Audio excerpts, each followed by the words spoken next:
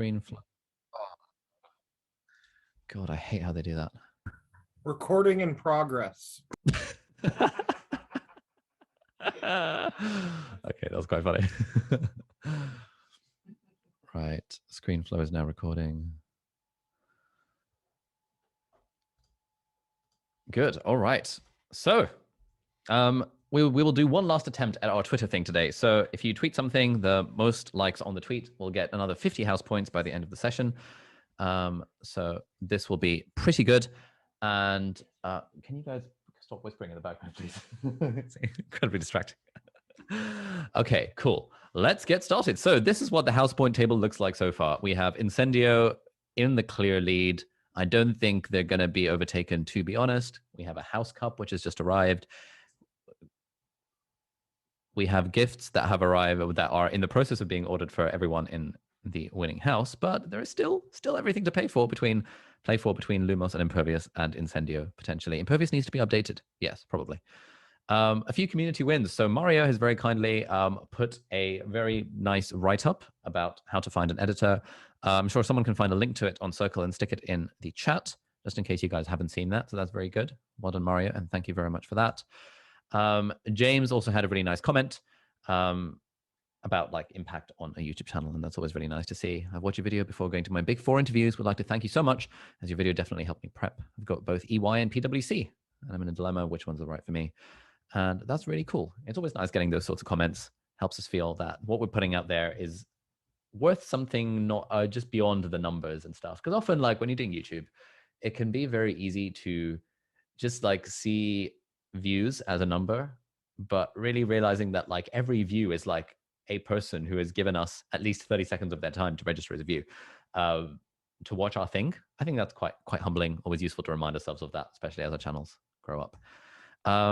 A few more things. Basically, tomorrow is the last official day of the course, and so we have a social club in the morning, the final social club session for the official course, and then we've got our PTYA Academy Awards at 4 p.m. So this time tomorrow, it will be our Academy Awards, where we will be giving out prizes and potentially more house points. You all know at the end of Philosopher's Stone, you know, Slytherin thinks they won the House Cup, and they're all like celebrating and stuff. But then Dumbledore is like, yes, well done, Slytherin, but recent something must be taken into account. And as such, I have a few last-minute points to award. So that could potentially be a thing tomorrow. So Incendio House, don't be like Slytherin. Don't celebrate just yet. There is still everything to play for. We also have an extra workshop. It's not really an extra workshop. It's like our first or second official PTYA community workshop, which is a guest workshop that's going to be being done after the cohort ends. As a reminder, you guys are all invited to our PTYA community. You are members for life. It's free for all. Dragonfruit Media is a like YouTube production company that manages David Perel's channel, Nat Eliason's channel, and Noah Kagan's channel.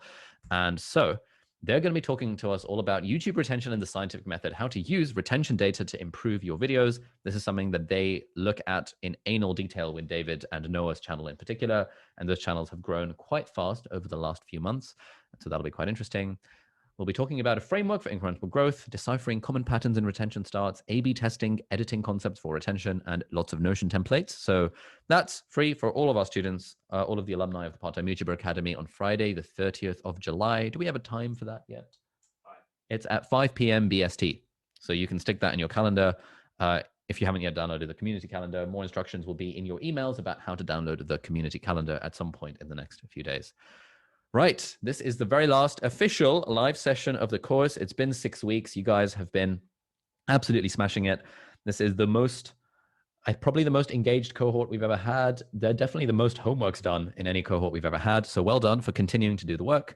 There is always a huge like exponential half-life decay in people getting excited about YouTube at the start of the cohort, and then life getting in the way. And not really making the time for the videos. But the fact that we still have over 100 people here is pretty sick. And the fact that our video feedback team is still swamped with video feedback to give, despite the fact that we added like 7 people to it this time around, is a very, very good sign. It means you guys have been putting in the videos, putting in the work to do the videos, and hopefully having fun along the way.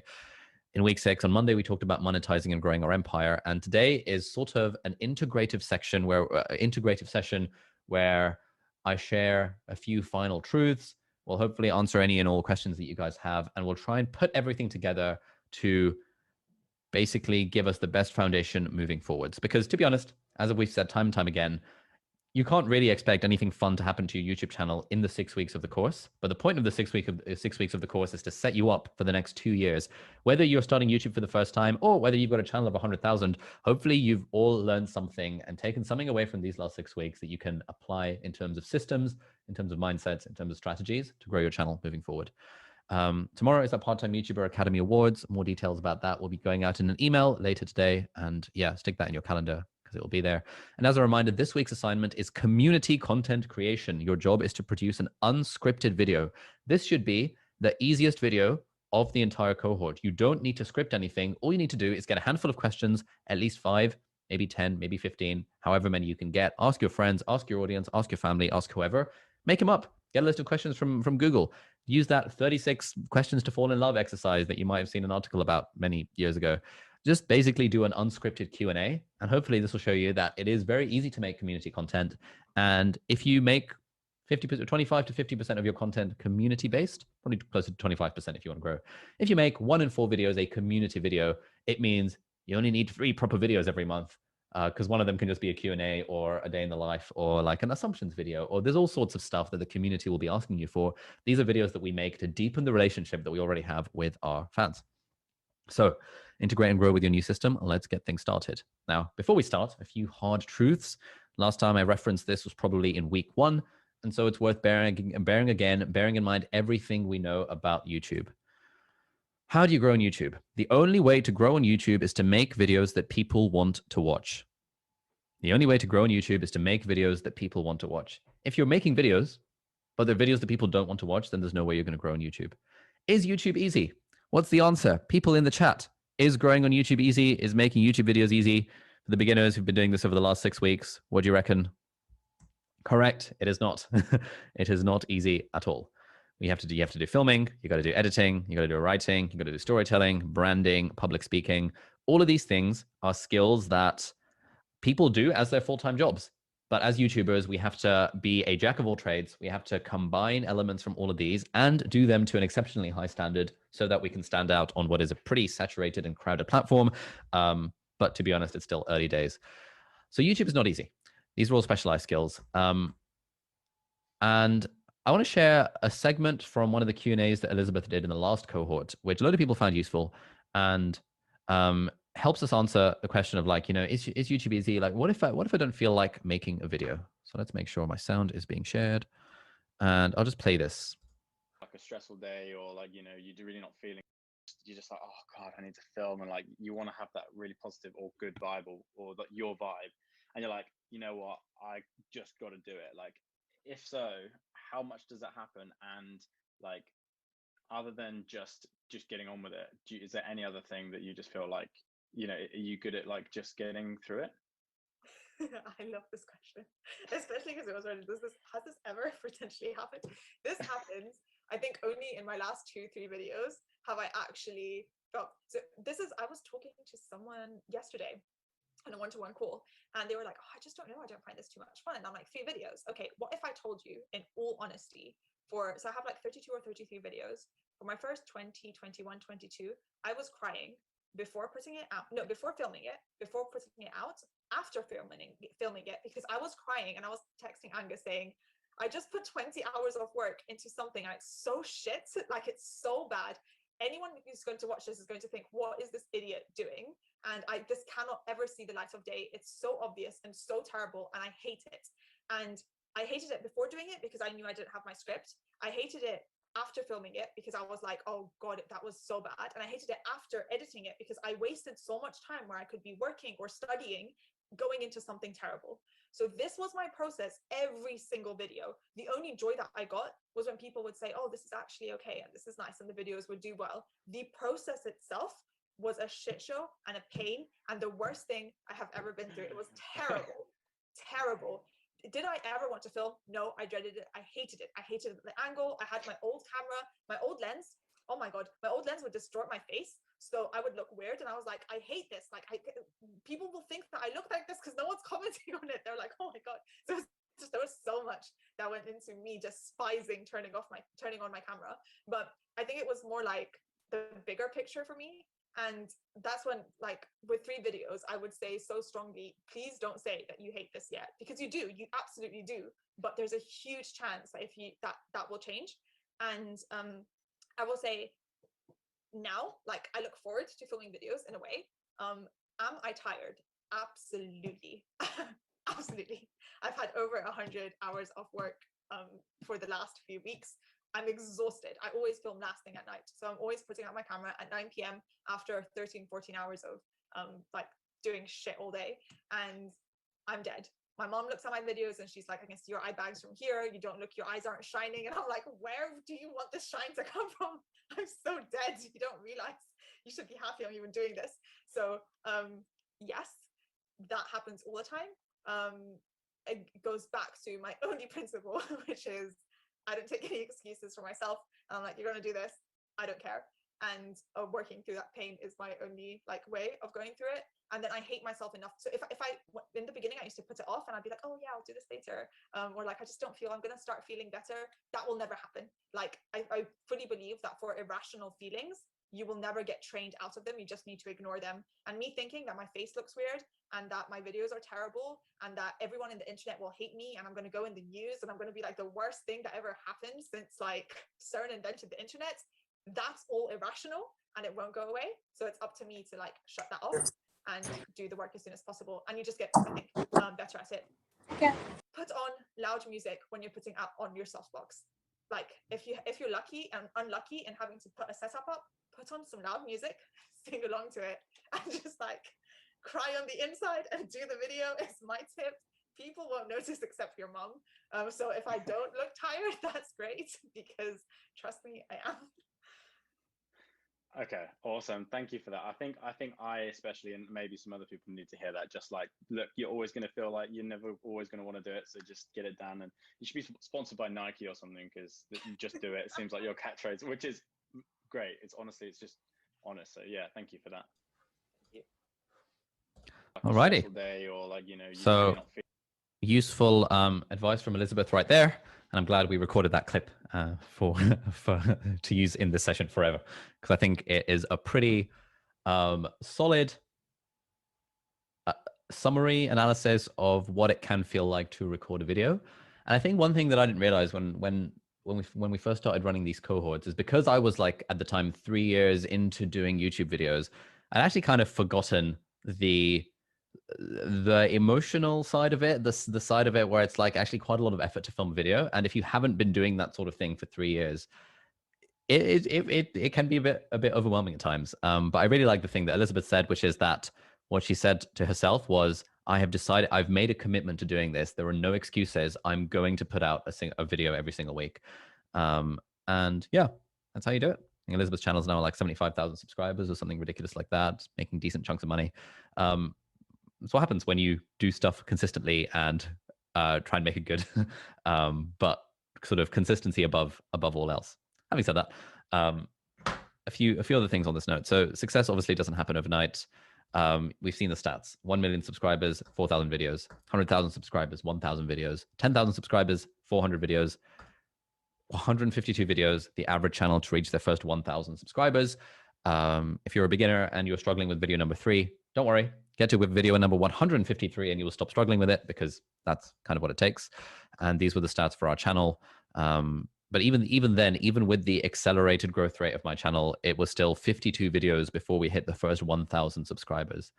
And so if you have made less than 52 videos at this point and you are thinking about giving YouTube up, please don't. Like, you know, my life would be radically different if I had decided somewhere between videos 1 and 52 that, oh, this YouTube thing isn't working, I'm going to give up.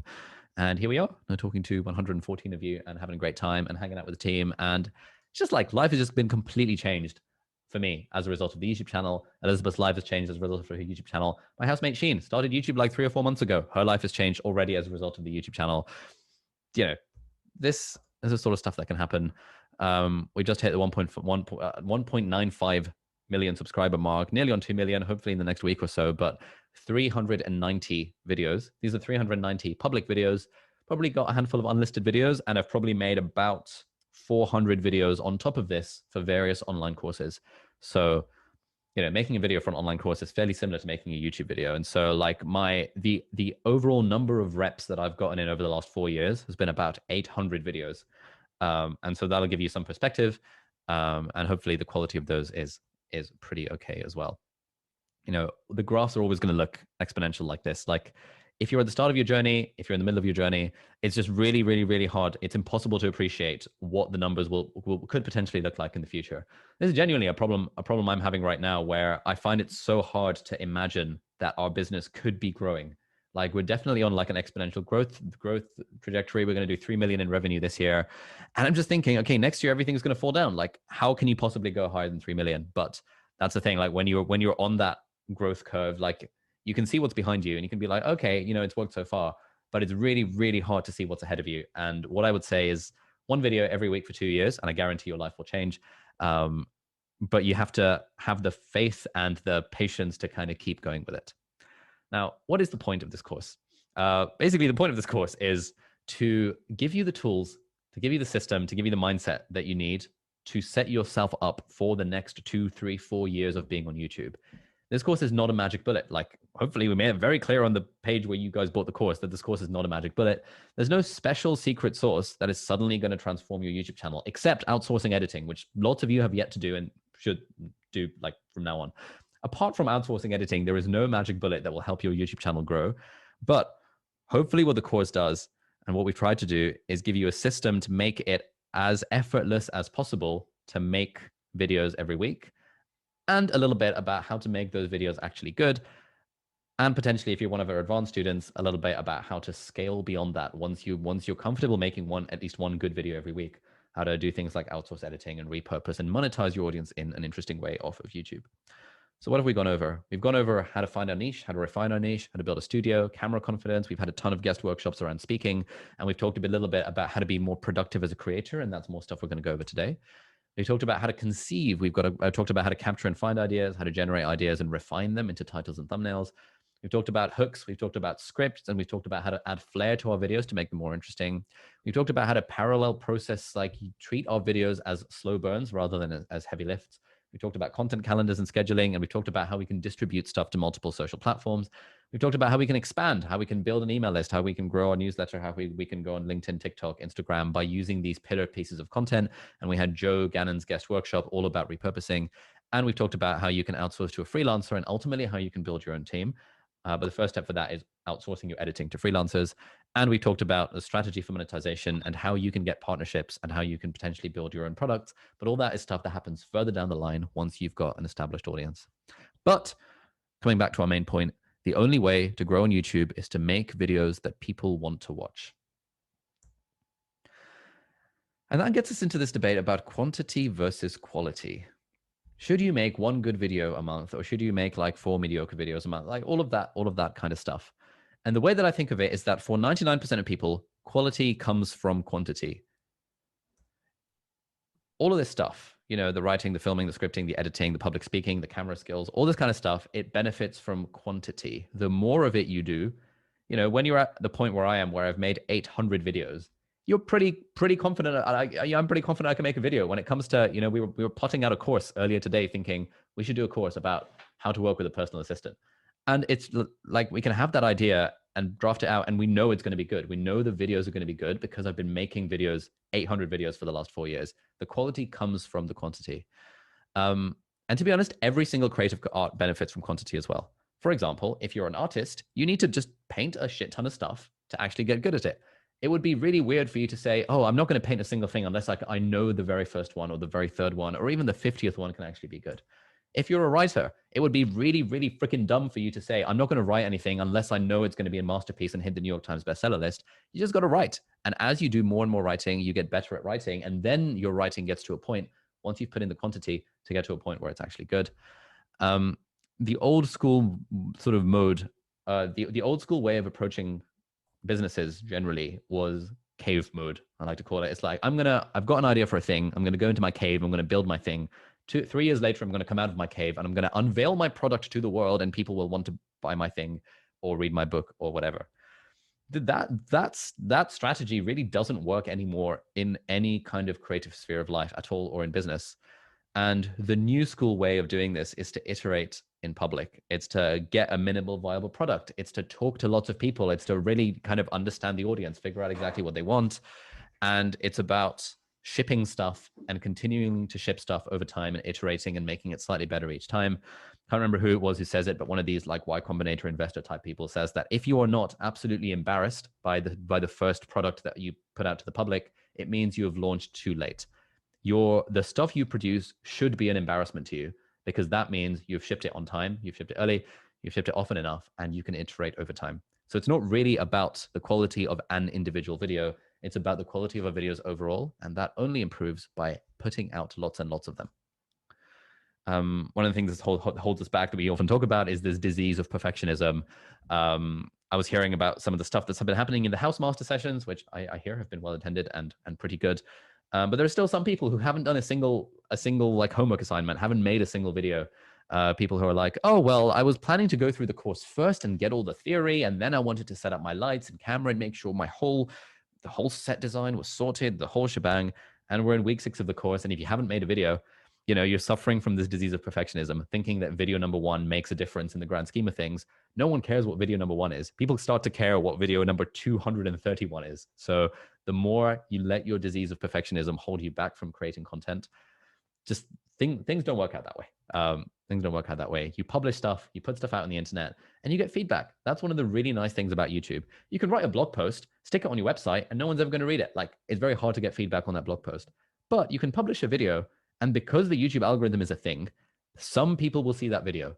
Some people will comment on that video. Some people will tell you how the video did. You can literally see the graphs that show you how your video is performing and which bits of the video people left out. And you should attend the community workshop on the 30th of July, where Michael and his crew from Dragon Fruit are going to be talking about exactly how they use retention graphs to improve their videos. But that's like the incredible thing about YouTube. Like, you get that real-time feedback. Now, going back to this point, quality comes from quantity. I should have ended on a cadence there. Going back to that main point, quality comes from quantity. I'm going to talk much more about this, but first, let's do a breakout room. This is the Momentum breakout room. Getting to the end of the course is an achievement, but you might be anxious about suddenly needing to find your own motivation to produce videos. So spend the next 10 minutes in breakout rooms discussing what you can do to ensure that you keep the momentum going. What are the main points of friction that you're currently having, and ask for advice on how you're going to minimize those points of friction. You've got to take it into your own hands. Like, we can only hold your hand so far. You do need to put in the motivation and the effort yourself to make videos for the next 2 years. And thinking about that in advance, like, what are the things that are potentially going to hold you back from that? One question that I really like is, how surprised would you be on a scale from 0 to 10 if a month from now you haven't been uploading 1 video a week? Genuinely ask yourself. In fact, I'd love for you guys to post in the chat. How surprised would you be on a scale of 0 to 10 if 1 month from now you realized you haven't been posting 1 video a week? How surprised would you be on a scale of 0 to 10? Good. We have lots of 9s and 10s. You guys would be very, very surprised if you didn't manage it. That's really good. Now, if you're anything less than an 8 or a 9 out of 10 in terms of surprise, i.e., you wouldn't be surprised if you didn't manage to film the videos, you want to ask yourself, what are the top 3 reasons that I might not a month from now? What are the top 3 reasons that could have happened in my life for me to have not made a video every week? What would those top 3 reasons be? That would be another thing worth writing down in the chat. So what do you guys reckon? We've got procrastination. We've got Abhijit, who would be 0 out of 10 surprised if he didn't manage to do the videos. Moving house. Yeah, fair enough. Not enough space to set stuff up. Interesting. Lack of clarity, existential angst. A big film project comes along. Yeah. Low performance on videos. Ooh. Random life events. Got a postgrad exam. Sudden loss of health. Lots of friction with gear and space. Still no concrete subject idea. Yeah, mate, subject idea evolves over time. Like, sometimes YouTubers make videos for a year before they realize what subject they actually want to niche down to. Winning the lottery. Want to outsource editing. Okay, so step 1 was, how surprised would you be on a scale of 0 to 10 if you didn't manage this? Step 2 is, what are the top 3 reasons why you might not manage it? And step 3, which is something to think about in your breakout rooms, is what can you do right now to reduce the risk of those top 3 things happening? Yes, injury, death, random life events, random tsunami comes along and destroys your house. Fine, there's not a lot you can do about that. But For most of us, that's not going to be the thing that stops us from making videos for the next month. What would be the main reasons as to sorry, once you know what the main reasons are as to why you might not succeed, what are the things that you can do right now to mitigate the chance of that happening? How can you set yourself up for success? So if we can go into breakout rooms, we'll do that for 10 minutes. We'll give you some warnings. And yeah, I hope you guys find this useful.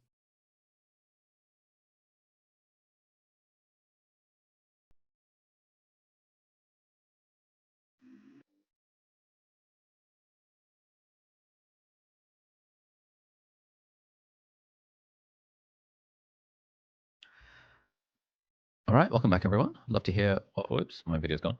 Welcome back, everyone. Love to hear what you gleaned from the Bacon breakout rooms. Any insights? Please do post them in the chat. Ooh. Someone's mashing their face against a keyboard, aren't they?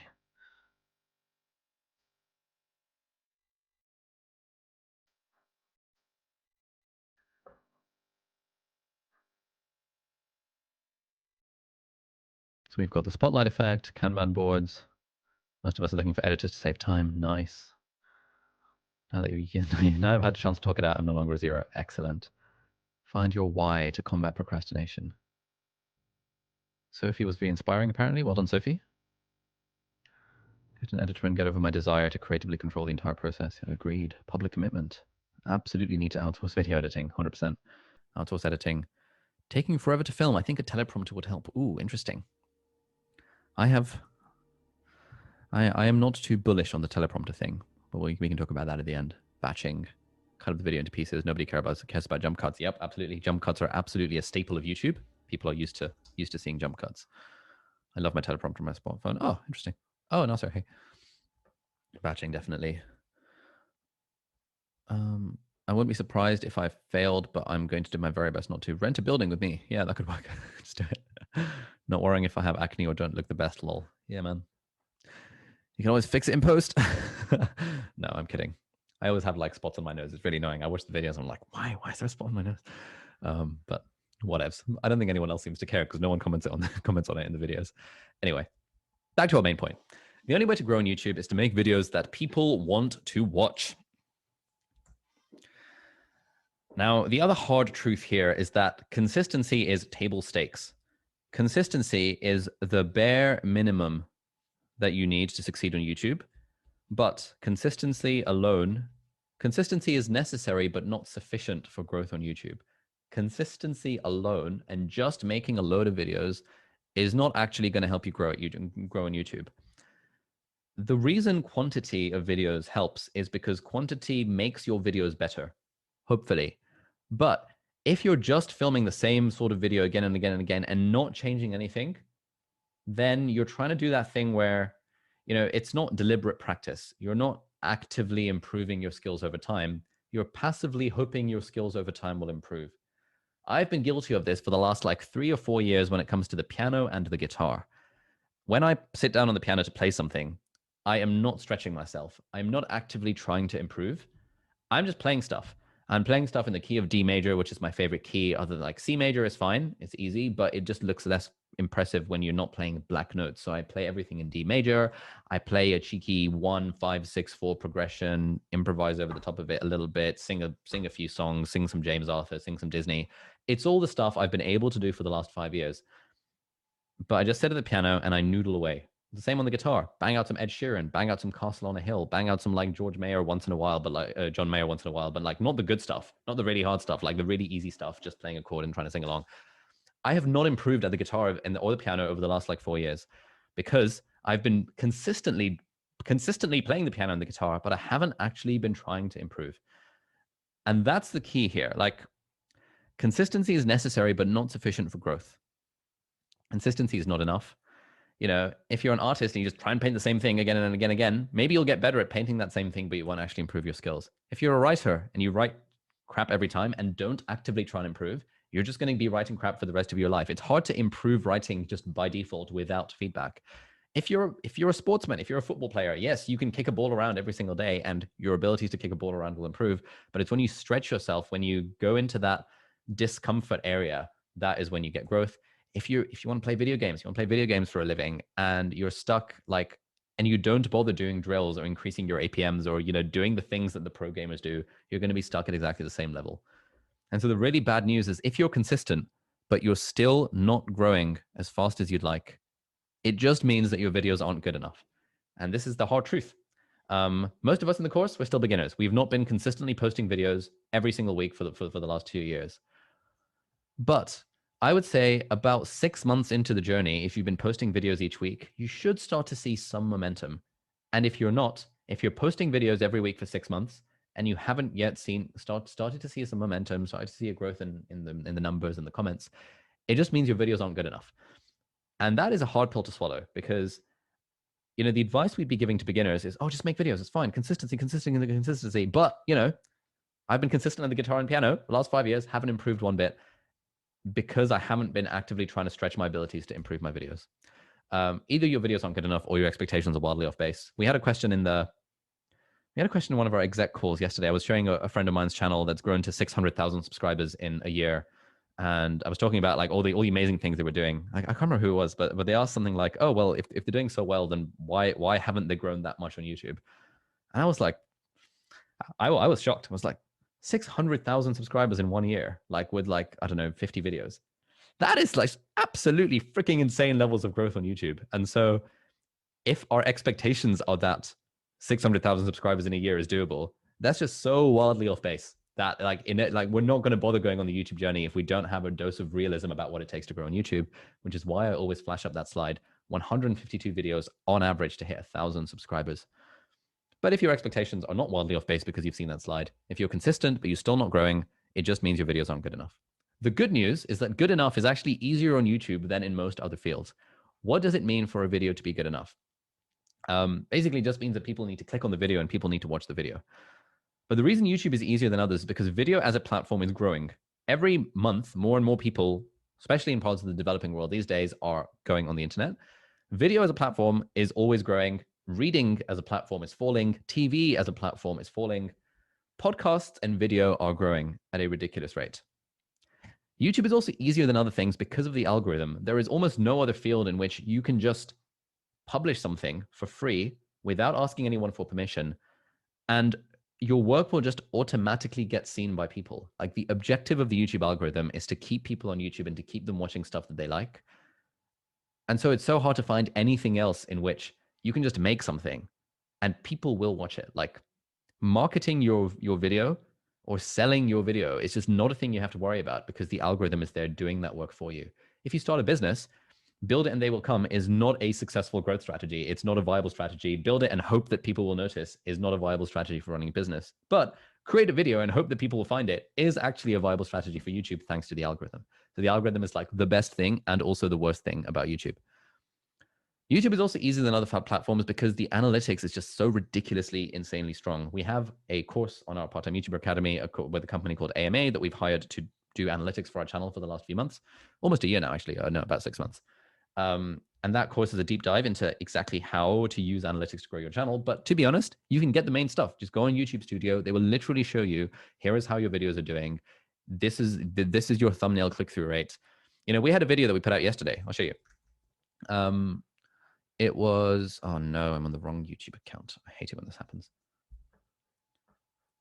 There is stuff like the analytics. Oh, God damn it. The analytics are just like insanely useful when it comes to YouTube. Let's have a look at this video. Ooh, Canon R3, nice. This video, how much money I spend each month as a YouTuber. It didn't have that title initially. It didn't have this thumbnail initially. And it was like a 9 out of 10 video. And we looked at the analytics and we were like, oh, okay, let's look at the engagement on this video. The watch time is really good. This video, the average watch duration is really high. So this is objectively a good video. Once people are watching it, they are continuing to watch it for longer. Therefore, we know the video is actually good. But when we looked at reach and looked at impression click-through rate, it was pretty crap. Like for the first few hours, it was like 3 or 4%. YouTube has shown this video to 931,000 people.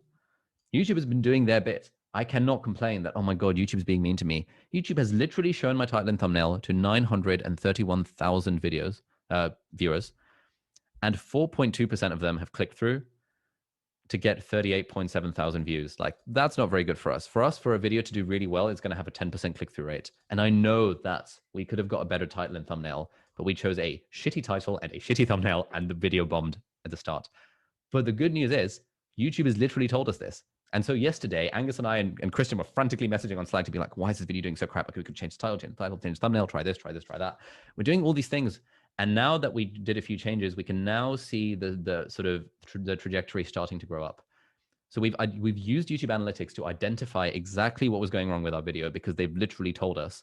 We've done an amateur amount of like, psychoanalysis on these numbers, and we've made changes that are making this video perform better. And so it started off as a 9 out of 10 video. It then went up to 8 out of 10. And if we look at these numbers, 87K compared to 89K, this is actually probably going to climb up even further, because I think this video is a banger. I think it's really solid content. We also forgot to put a hook. That was a bit of a mistake on the editing side of it, but we would have done that if we'd done that more intelligently. The point I'm trying to make is that the YouTube Analytics gives us so much information that we can actively use to change the performance either of our existing videos or more likely of our future videos. So in the future, we know that we're going to spend much more time on the title, much more time on the thumbnail. It's always the pattern. We're adding a procedure into our video production process, which involves making the thumbnail before the video itself. So we're going to draft the thumbnail before we even think about writing the video. And I'm going to insist from our team that that's what happens moving forward, just because of how insanely important the thumbnail is. And we can look at our engagement graphs and stuff to see exactly what we can do next time. So YouTube is growing on YouTube is easier than others, because we are given the analytics to us on a silver platter, which is something you don't really get in almost any other field. Monetization is also amazing on YouTube. Like, yes, TikTok is a great platform for growth, but everyone who's big on TikTok wants to be big on YouTube, because YouTube is such a fantastic, mature platform where monetization is built in. If you're starting a business, you have to worry about what product to sell, and you have to worry about marketing it. If you're starting a YouTube channel, you don't have to worry about marketing it, because the algorithm does that for you. And you also don't have to worry about monetizing it, because it will happen by default thanks to AdSense once you hit 1,000 subscribers and 4,000 hours of watch time. So the fact that all we as creators have to do is create good stuff, and YouTube, the platform, will sort the rest of it out. It's just absolutely phenomenal. And that's what makes YouTube an easier platform than others. The other reason is that like freaking 2 billion people every month are watching YouTube videos. You will find almost no one in the world who does not spend some time watching YouTube videos each week or each month. And so there's a huge like long tail of potential niches. Yes, you've got the Mr. Beast putting in 100 million views, appealing to the mainstream, but there's a massive long tail. Like there are YouTube channels for absolutely every niche imaginable, and there are viewers for absolutely every niche imaginable. Like there is no such thing as a niche that's too small. You could be safe in making videos about like cybersecurity professionals. Safe's video quality has improved massively over the last 6 weeks. He's one of the students in our exec program. And cybersecurity sounds like a pretty niche thing, but actually I'm pretty sure Safe is going to do like really, really well on YouTube, because it's really good content for that niche kind of long tail. You've got long tail stuff. And so let's go back to our main point. If you're being consistent, but you're still not growing as fast as you'd like, it just means that your videos aren't good enough. And you need to improve the quality of the videos. But that comes through quantity and through active, like deliberate effort in trying to make them better. But the good news is that good enough is easier in YouTube than in any other field. So that begs the question, what is it that makes YouTube videos good? Well, 2 things. Make people click on them and make people watch them. That is the $1 million formula. If you can just crack that formula, you will be a billionaire overnight thanks to YouTube videos. Probably not overnight. It'll probably take a year, but you'll be a YouTube billionaire if you literally could crack the formula on how to earn the click and how to keep people watching. But we've talked about this. There's no formula. I'm not saying we've got the magic formula. I wish we had the magic formula. If I had a magic formula, probably wouldn't be teaching it to people. I'd just be using the magic formula to become a YouTube billionaire. But some things that we've learned over the last 4 years that have worked. How do we earn the click? What are the 2 things the click is dependent on? Basically, title and thumbnail. And that starts by generating an idea for a concept. Using our idea generation machine, we've got Capture, we've got Generate, we've got 6 different ways of generating ideas, endless ideas for our videos, so that we're never going to run out of them. And then we refine those ideas by thinking about titles and thumbnails. Titles are ridiculously important. The right title can make or break a video. The right book title can make or break a book. Mark Manson's book, The Subtle Art of Not Giving a Fuck, hit the New York Times bestseller list purely based on the title alone. Can you guys hear that airplane in the sky? Probably not. Purely based on the title alone. If you have a compelling title and thumbnail, that can itself just make a video completely fly. What is it that makes a good title? Well, a few different rules that we've talked about. Sell the result, don't sell the process. How to Beat Imposter Syndrome or How to Stop Caring What People Think is a better video title than Exploring the Spotlight Effect. Exploring the Spotlight Effect sounds like a video essay, tends to get fewer views. How to Stop Caring What Other People Think sounds like the sort of problem all of us have and that we want to get solved. How I type really fast, how I remember everything I read. I remember everything I read. You know, we're artistic license. We're stretching what this video is actually about, but it's a clickable title. It's engaging. People are like, oh, I wonder how you remember everything you read. That's kind of interesting. How I beat imposter syndrome, how I became a better speaker, and so on. Try and build intrigue rather than building agreement. We talked about this. How writing online made me millionaire. Oh, hello, that's interesting. If this video had been titled "Why writing is good for you," no one would have clicked on it because everyone knows writing is good for them. Even worse, if it had been titled "Writing is good for you," no one would have clicked on the video because everyone would be like, "Yeah, okay, cool, fine, keep going." How writing online made me millionaire. Suddenly, also stretching the truth. I'm not technically a millionaire, but like whatevs. I was wrong. The real secret of productivity. Intriguing. Makes you want to click. Be like, oh, what was you wrong about? Well done, Angus, for suggesting that as a video title. That was very good. Rule number 3, don't describe what your video is about. Rule number 4, optimize for humans. Don't optimize for machines. Don't be in 2010 SEO, Google search engine rankings mode where you're stuffing your video title with keywords. Think about what is the stuff that's going to appeal to people. Why I spent 28,000 for, again, stretching the truth to breaking point. This includes products I bought and returned. This includes business expenses. I got like MacBooks for some of the team members for them to use. Like, this is a stupidly large number and actually not what I spent on Apple products. But this video was about like, you know, about the kind of benefits of the Apple ecosystem. But a video called Benefits of the Apple Ecosystem is not interesting. A video called Why I Spent $28,000 on Apple products this year is interesting. And not one person complained about the clickbaitiness of the title because the title is intriguing and it's optimized for people. 8 Habits That Made Me a Millionaire. Again, it's a myth. It's not actually true, but that's fine. It's all good. It's okay to lie to our audience as long as we give them decent value in return. And rule 5, a bit more advanced, A/B testing. We do a lot of this using TubeBuddy. 9 lessons I've learned from 4 years on YouTube. How I made 250K. 9 lessons from 4 years on YouTube. The variation in click-through rate is 25% higher than the original. So adding 250K, oh my goodness, adding 250K to the video title made the click-through rate perform a solid 25% higher, which is a big difference. We can look at the stats using TubeBuddy. And we want to keep in mind when it comes to titles, the difference between optimizing for search traffic and optimizing for browse traffic. So browse versus search. Browse oriented is kind of clickbaity. It grabs attention and it appeals to emotion. It's a video like why I spent $28,000 on Apple products. Whereas search oriented traffic is like niche and specific and answers a specific question that users would be potentially searching for. So that does sort of dictate your title strategy as well. What about what makes a good thumbnail? Again, going back to our thing, we're talking about how do we get people to click on our videos. This is all the stuff that we've gone over in the course. Make them pop. Think about your vibe. Your vibe attracts your tribe. Add emotion to your videos, but only if it fits the vibe. You know, yes, the data tells us that making a weird face on a thumbnail is likely to increase the click-through rate, but that data is skewed by 9 to 14-year-olds. Most of us are not targeting 9 to 14-year-olds. Therefore, we really want to think hard about what's the vibe we're creating with our thumbnails. Balance the art versus the science of the thumbnails. Thumbnails are definitely not an afterthought. I think that's a mistake we've been doing on our channel. We've sort of been treating like, yes, we come up with thumbnail ideas before making the video, but even then, like, we're not thinking about thumbnails enough. What we need to do, and what I've seen other channels do that are successful, is come up with a title and create the thumbnail, or at least a first draft of the thumbnail. Like literally in Photoshop, create the thumbnail before the video is even written. Because when you know you have a compelling title and thumbnail, that is when you decide to write the video. And again, rule 5 for the pros is to test thumbnails. Again, you can use TubeBuddy for that if you like, and there'll be a link to TubeBuddy in the chat if you guys haven't signed up.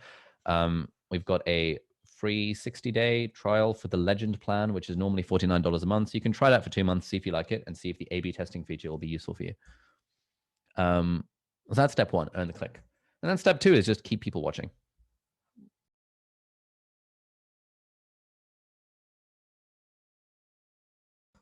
And rule number 2 is to keep people watching. So how do we keep people watching? Well, one concept that I haven't yet talked about is this idea of proof of work. Proof of work is a concept from crypto. But proof of work basically means, can the audience, in this context, it means, can the audience see how much work has gone into a video? Like back in the day, when YouTube was less of a thing, let's say 10, 15 years ago, people wouldn't have appreciated how much work goes into a video because people just weren't watching that many videos. But now, the sort of audience that lives on YouTube is so familiar with YouTube content. Like we've all seen hundreds, if not thousands, if not tens of thousands of YouTube videos. We know what makes a good video. We can tell when people have put effort into it. And so these are a bunch of different ways to show our viewers that we have put effort into our videos: editing, B-roll, experience, density of insights, and personality. We talked in, I think, a session 2 weeks ago about the ABCDE of personalization, the ABCD of how to get people to fall in love with our channel. This is sort of that concept, but like if we're thinking about an individual video, what we want is for people, A, to be engaged and interested in the video itself and therefore to watch it. But also we want people to think, wow, I can't believe this is free. That's like a really good thing for people to think when they've gotten off your video. Part of the reason James Jarney has succeeded so well on YouTube is because you watch his video and you think, oh my God, I can't believe this is free on the internet. Like this should be on Netflix. Part of the reason some of my videos succeed, because people say in the comments, I can't believe this information is free. Like you want to get to that point where people know you've put just a shit ton of effort into the video, that they like that itself is a thing that keeps people engaged. So let's talk about these in turn. Editing. We've talked about James Jarney and how he basically edits Netflix documentaries for his YouTube channel. I've shown you this video about just how ridiculously insane the editing on this is. In 2003, professional boxer and heavyweight champion Mike Tyson filed for bankruptcy with $30 million in debt, despite accumulating over $300 million during the course of his career, which poses a great question about money itself, because a great deal of our actions or our motivations in life have an Anyway, yeah, we've seen the editing stuff. Basically, the more time and effort you put into edit, like if you look at the comments on James Jarney's videos, the comments are along the lines of, oh my God, I can't believe how long this editing must have taken. Like, it's incredible that you spend so much time with the editing. Oh my God, the editing on this video is insane. Oh my God, your editing is really leveled up. Like, we think editing is a niche thing, but it's actually not. Like, people, viewers on the internet can appreciate good editing. And so this is another way in which we can stack the deck in our favor by adding time, just making the edit really good, or by outsourcing to an editor who's potentially really good. B-roll is another good signal for proof of work. Let's have a look at Mike Shake's channel. I think he's on over 1 million subscribers now. Mike Shake's channel has grown ridiculously fast. 1 million subscribers, I think, in just over a year. And if you watch his videos, I'll show you this. Like, count how much B-roll he's got in his first 30 seconds. Let's do this as a little exercise. How much B-roll, how many times is the clip changing? This week, I wanted to learn a few fighting techniques and tricks using nunchucks, from beginner level to advanced. I started practicing immediately, but in the beginning, I simply kept hurting myself in many creative ways. And even if I was using training nunchucks before moving to the real ones, these things hurt. So then I watched a bunch of videos, and before moving to the tricks, I decided to learn 3 fighting techniques, all based on the same principle. He has got 22 cuts, 22 bits of B-roll in the first 22 seconds. He's literally changing the shot every single second. When you watch a Mike Shake video, you just cannot help but being engaged by it because it's straight to the point. There's no, hey guys, welcome back to my channel. It's so great to see my viewers here. It's like, right, I decided I want to learn about how to do nunchucks, but it was really hard. He's going straight into the storytelling, straight into the content, and 22 bits of B-roll in 22 seconds. That is freaking inspirational. Like, you know, I think our intros are good when we've got like 3 bits of B-roll in the first 30 seconds, but clearly we're doing something wrong. We need to ramp up the amount that we're doing B-roll wise. Because again, it's such an easy way. It's not easy. Such a simple way of adding production value to our content. And someone would like, there is no one watching Mike Shake's videos thinking this video has not had effort put into it. Like, we appreciate when people have put effort into the content that we're consuming, especially over time, as we become more and more aware of how we're spending our time and attention. We need to be like, you know, time is literally our single most valuable non-renewable resource. And we're asking our viewers to spend their time watching our stuff. It needs to be good. And adding just a shit ton of B-roll is one really simple way to make our videos really good. This week, I wanted to learn a few fighting techniques. Personal experience is another one that we haven't really talked about yet. I need to incorporate this into earlier bits of the course. This is all just like the sort of brain dump at the end for what else could I tell you about growing on YouTube. So what is personal experience? Personal experience, basically, the more you can speak from your personal experience, the better your videos will be. It's very different to make a video that's, okay, let's see. What's the example I want to use? Basically, like whatever you're teaching, like, okay, let's say I was trying to teach a topic. Let's say I was trying to teach people how to learn the guitar. No, let's not use the guitar. I was trying to teach people how to grow on YouTube, and I'd been on YouTube for like 2 weeks, and I was trying to teach people how to grow on YouTube. And what I was doing was I was just repackaging insights from like Part-Time YouTuber Academy and like Think Media and Video Creators and Daryl Eves. I read all the books, and I was repackaging the insights and I was saying, all right, guys, here's how you grow on YouTube. That's fine. It's like a very, it's a standard way of producing content. A lot of people do this, especially on Twitter. I just read Mindset by Carol Dweck. Here's a summary of 10 insights or whatever. Like, that's fine. But when someone is speaking from personal experience, there is a magic to that just does not have, like, the more personal experience you can add to whatever the thing is you're making is, the better that thing is going to be. Hopefully you guys have found the Part-Time YouTuber Academy helpful. A big part of that is the personal experience that I share from being on YouTube for the last 4 years. A lot of you guys have found the House Master sessions really useful. A big part of that is the personal experience people are sharing from being Elizabeth or Jack or Nasser or Hannah and being on YouTube for, a year to 10 years. Personal experience is valuable. So whatever video you're making, think about, how can I incorporate personal experience into this? This is probably the thing that I see done least well out of the videos that I watch, because I think when you're getting started, and I'm really going through this when it comes to writing the book, like when you're starting with creating content on the internet, we all have this imposter syndrome type thing that, who am I? Like, why am I, like, why would anyone care about me? Like, what the hell do I have to say that's useful? Like, why does it matter? I'm going to lean on the research. I'm going to research videos. I'm going to make sure my points are good, but we hesitate to talk about ourselves. But actually, talking about ourselves is the way that we resonate with an audience, because the audience can Google a summary of the book if they really want. But what they care far more about is, what are the things that you as an individual, as a real human being, took away from that? You can read a summary on Blinkist, but it's just like, it's a bit boring. It's a bit shit. But if you heard someone on a video or on a podcast talking about, oh my God, I just read Mindset by Carol Dweck, and like genuinely, they were, yeah, it's a really long book. It's full of good stuff. You can read a summary, but there's like 3 things in particular that like completely blew my mind when I read this book. And I'm going to talk about them. This might be useful to you, might not be useful, but I'm going to share the things that worked for me. That is me speaking from personal experience. If we look at the videos that have done well, how I ranked first at Cambridge University, this is the gift that keeps on giving for the channel.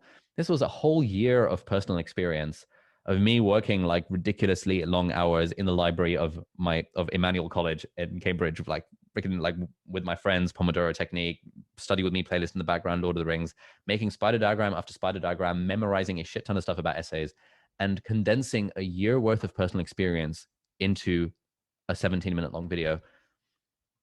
And this video, this is the gift that keeps the channel going. Hey guys, welcome back to the channel. If you need, here's another one: how I take notes on my iPad Pro in medical school. Again, this was the video that made my channel take off. It was like a year of personal experience of note taking condensed into like 23 minutes. The title: how I take notes on my iPad Pro in medical school. It's not how to take notes. It's not here is a summary of Sonky Oren's book, How to Take Smart Notes, or here is a summary of Adler Mortimer's book, How to Read a Book. No one cares about that. Like, we've tried making those sorts of content. It doesn't work. It's like, here's a personal experience. I've condensed my personal experience for a whole year into this video. This is the sort of stuff that works. With like some B-roll at the start. Oof, that spin. Hey guys, welcome back to the channel. Oh, I look so young. Look at me. Back in the day, oh, my room was freaking massive. Anyway. Let's have a look at our best videos. How I ranked first at Cambridge University, how I take notes, how I type really fast. I've been improving my typing speed since the age of 13. When I was 13 and I tried a typing test for the first time, I got like 82 words per minute. This was in a ICT class in year 8 in my school. And in that time, I've been doing typing tests like, once or twice a month to improve my speed. I've got 14 years worth of tacit knowledge about how to type faster, condensed into this video about how to type really fast. How to study for exams. Okay, this was not a personal. This was one that's not personal. It was a very research heavy, but that's fine. My desk setup, personal. How much money I earn in a week as a doctor, personal. Which iPad should you buy? Actually, a lot of this was very, very, very personal. I was wrong. iPad Pro versus iPad Pro, personal. How I manage my time as a doctor, personal experience. My productivity desk setup, again, personal. How to study for exam, space repetition. Okay, this was impersonal. My new favorite laptop, MacBook Air review, personal plus a little bit of research. But actually, the thing that people comment on when it comes to my tech reviews is, oh, I love the personal insight. The reason I'm driving this point home is because I see this now as I'm trying to write my book, where the thing I'm always saying to my agent and my editor is, oh, but why does anyone care about me? Like, if I was Elon Musk, then okay, what my thoughts on productivity and success and happiness are would matter. But I'm not. Like, who gives a fuck? And they're like, no, you need to get that idea out of your head. Like, don't bother. Like, research and case studies and famous people case studies have their place. But the thing that drives the narrative of a book is personal experience. The reason you've got 2 million subscribers on YouTube is because you write about, you share your personal experience. The reason people will buy the book from your audience is because of personal experience. And the reason why people outside of your audience will hopefully love the book, fingers crossed, once I actually write it, and hopefully it's actually good. The reason they'll love it is because of the personal narrative that's driving it. And the more kind of insights they feel they can get from that personal narrative, the more they're likely to recommend that book to people. So lean into your personal experience. August Bradley has been freaking systems thinking design consultant for the last 30 years. He's condensing 30 years worth of insights into this ridiculously profitable YouTube channel that's become like a $3 million business off the back of 30,000 subscribers. Absolutely insane. Nat Eliason, one of my Twitter friends, has a blog. He has a blog post called How to Start a Blog That Changes Your Life. Nat's blog makes 6 figures a month now from the content on it. It's just insane. And the point that he makes as well is that a blog post will do well if it has personal experience condensed into a blog post. If you've been at, I don't know, a VP at Amazon for 10 years and you condense that into a blog post, there is no way that's not going to go viral. If you're like Gary Tan and you're a billionaire investor and you're condensing your personal insights from being a billionaire investor who's been a partner at Y Combinator into a YouTube channel, there's no way that's not going to succeed. It's all about the personal insights. Personal insights dial up the trust. The more we talk about ourselves, the more people trust us. But I get it. It's really hard to do. And we all lean into research. We lean into the studies. We lean into the impersonal stuff. But one thing I would implore you to do is be more personal with your content, and it will do better. Guarantee it. Okay, next. Density of insights. This is an important one.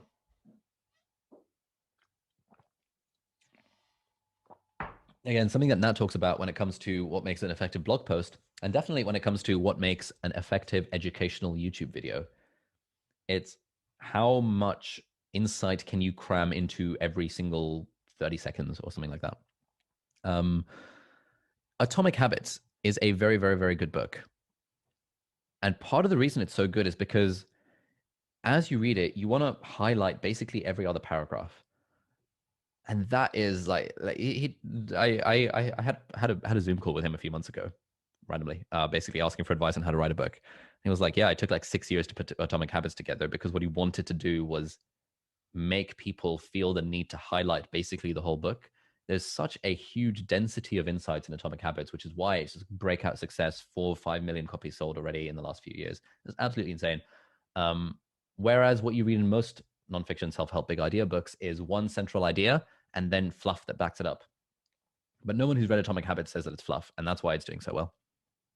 One thing David Perel says that he would have talked about, writing improvement tip, your reader should have an epiphany every 100 words. Cut the fluff, cut to the chase. Let's have a look at Mike Shake's video again. Now, ignore the B-roll, but watch this and see just the density of insights and just appreciate just how many insights he's packing into the first. Let's watch the first minute of this and let's see what this looks like. This week, I wanted to learn a few fighting techniques and tricks using nunchucks, from beginner level to advanced. I started practicing immediately, but in the beginning, I simply kept hurting myself in many creative ways. And even if I was using training nunchucks before moving to the real ones, these things hurt. So then I watched a bunch of videos, and before moving to the tricks, I decided to learn 3 fighting techniques, all based on the same principle. When you spin nunchucks, only the bottom part of them has all the energy. So it's 26 seconds and he's already gotten into he's basically following a story structure to the letter. I decided I wanted to do X, but I realized it was really hard. So then I went on some YouTube videos and I learned these interesting things. Within 26 seconds, he's straight into the insights. He's just telling you exactly what he's learned from this. Power. If the top part of the handle hits your body, the nunchuck will simply bounce back. It doesn't hurt. Really. The first technique is the horizontal spin, and it consists in letting the nunchucks bounce on the sides of your body and strike in the middle. At first, I simply kept hitting my back, but then by holding the nunchuck slightly above the middle point and extend my arm a bit more, I got fluid and comfortable with it, and it's pretty easy. The second Yeah, it's just sort of like straight, like a huge density of insights, and that's what This week, I succeeds wanted about to- this video. In addition to the B-roll and the storytelling, one of the things I think that's made my channel succeed over time is the density of insights. Like, we make pretty long videos, like in the grand scheme of YouTube, but the longer videos just do really well, and I think it's because the long videos have just more insights. And often a comment people would leave on some of the videos is, I can't believe this information is free. This information should be in a course. I can imagine this being a course, but it's freely available on YouTube. And we try and pack as many insights. I will teach everything I know about a topic when I'm making a video about that topic and not hold anything back. And that means we get longer videos and more like in-depth videos, but it's density of insights. And that's another thing that makes people think, oh, wow, there's a lot of effort that's gone into this video. There is proof of work. Therefore, I'm engaged and I will like it. And the final thing that we've sort of talked about before is a vibe. And this phrase that Jack first told me, which is your vibe attracts your tribe. Peter McKinnon's vibe is very different to Pickup Limes' vibe, for example.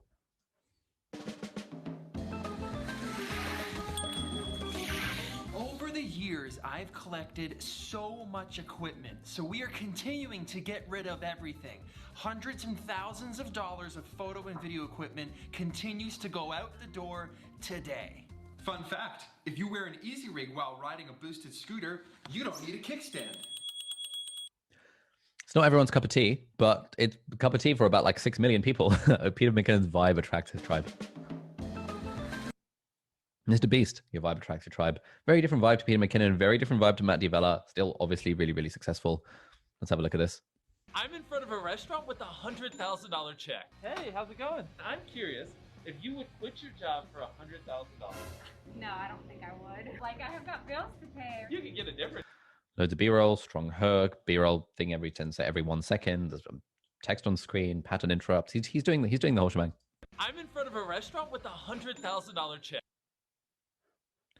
Lana Blakely, very, very different vibe. Let's have a look at this. The other day when I sat down for my daily journaling, I realized something. It's been almost 10 years since I started dating. 10 years. Like, where does the time go?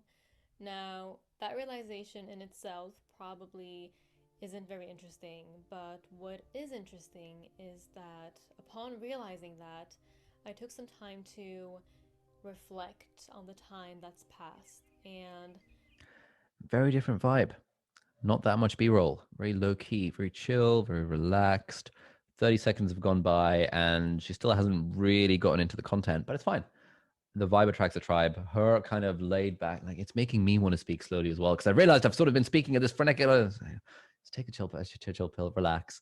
It's kind of cool. Let's lean in. Let's watch this video. This is kind of interesting. Your vibe attracts your tribe. the other day You when don't I have sat- to be like a high energy Peter McKinnon or Mr. Beast to succeed on YouTube.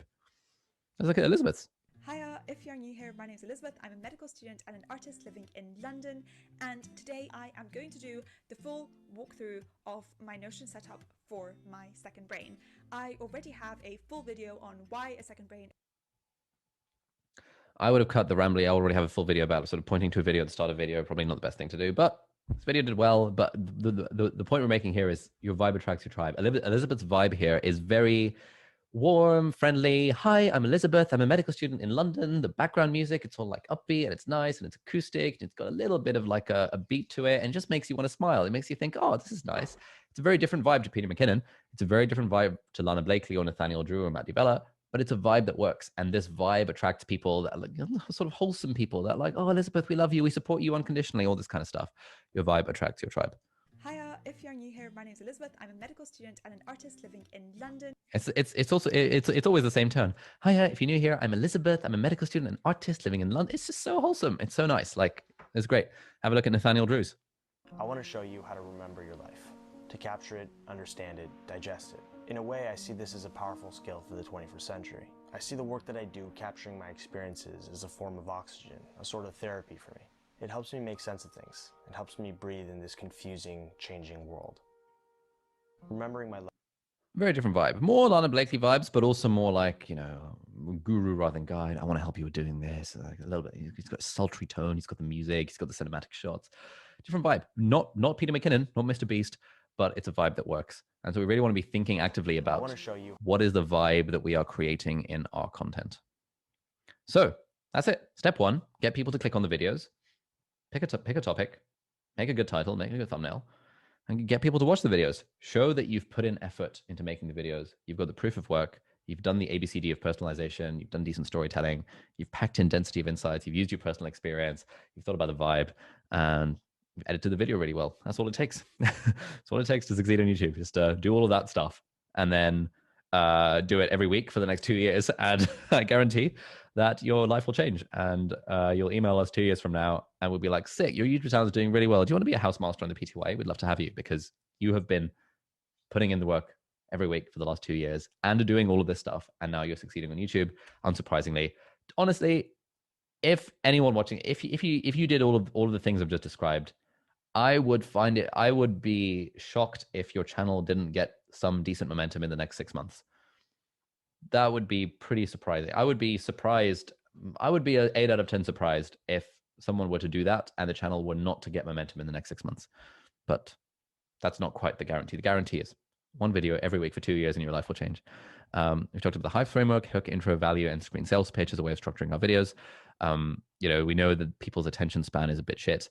And we talked about 6 different ways about how we can add more engagement to our videos by making the hook better. Ask a question, share a fact, offer a transformation, provide a tip, show loads of B-roll like Mike Shake does, 22 shots in 22 seconds, or preview a clip from later in the video. That's the thing we wanted to do with this latest video from yesterday that didn't do very well, but sadly Christian forgot to do it, but that's fine. This stuff happens.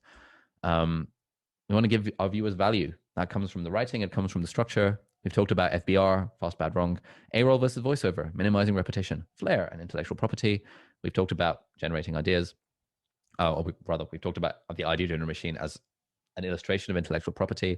And we talked about the various different ways of structuring a video, the listicle, the triplet, the quartet, and the story structure. And, you know, this video, 9 passive income ideas, how I make 27K per week. It's just a listicle. It's boring. Triplet structure, quartet structure, and the format model, and, you know, why, what, how, what if. I'm just blitzing through this because I want to answer questions. We have talked about all of this stuff.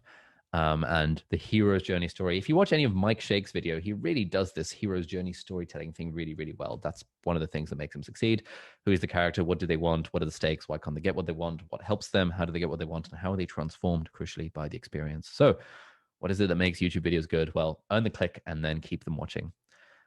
What about beyond the video? Again, we talked about this idea of stacking the deck. You can stack the deck with time, you can stack the deck with money, and you can stack the deck by using a system. And hopefully we've taught you ways about how to do all of them, focusing on the system. We've talked about the business model for being a creator. We've talked about the evolution of platforms over time and how if you're getting started today, just focus on YouTube.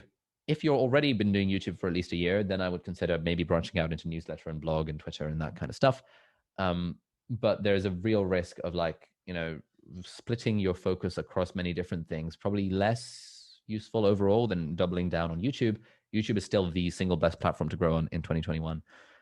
We've talked about repurposing, the artery method. We've talked about how you can take an idea and turn it into a tweet thread, a newsletter, a podcast episode, a video, writing, a blog post. You can even turn it into an online course if you really want to. We talked about all the various different ways of monetizing your audience. Now, let's skip this breakout room. I want to do lots of Q&A to make sure that you guys have lots of Q&A time. But if you're interested, this is an exercise not particularly helpful because monetization is a further down the line thing. But it is useful, like asking people to give you an idea of what potential things you could monetize. But again, happens a lot further down the line. We don't need to worry about it so much. A few more things. So when is our blueprint going to be ready? It's ready. Oh, wonderful. We have a completion survey, basically, which is going to be posted in the chat right now. Please, can you spend some time to complete that completion survey? In fact, if you know that you're not going to have time later, you should do it right now. That'll be really good. The completion survey is really useful because we're going to ask you to redo your blueprint, and we'll see. That'll help you see, and you'll get that personalized diagrammy thingy again, and that'll show you which areas you've improved on, and crucially, which areas you've still got left to improve over the next 2 years. And that'll be nice.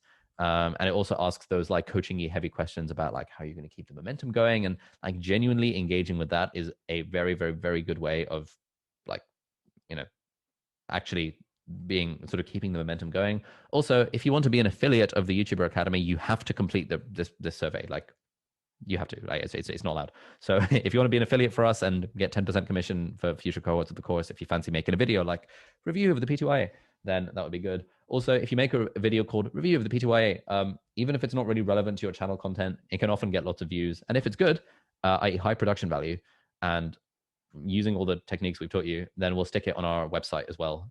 And so you'll get like free views that way. But you have to complete the completion survey. Otherwise, you're not allowed to be an affiliate, and you're not allowed to, well, feel free to make a video, but you're not allowed to be an affiliate without completing the survey. As a reminder, this is this week's assignment: community content creation. Produce something unscripted, do a Q&A, do an assumptions video or something like that. Q&A is probably just do a Q&A, grab 5 or 10 or 15 questions from your audience, from YouTube comments, make a community post, ask on Instagram, ask on Twitter, ask in the breakout rooms, ask in your house master sessions, which are probably still happening, ask in social club tomorrow if you attend social club. People will give you questions and you can answer them completely unscripted. That's a plan. It's the final video of the course. And we've got our Academy Awards and after party tomorrow at 4 p.m. So basically this time tomorrow will be the Academy Awards, and we'll show the best and most improved videos from the cohort and the nominations for each like best picture for each of the different homework assignments. And we'll be giving out a ton of house points along the way.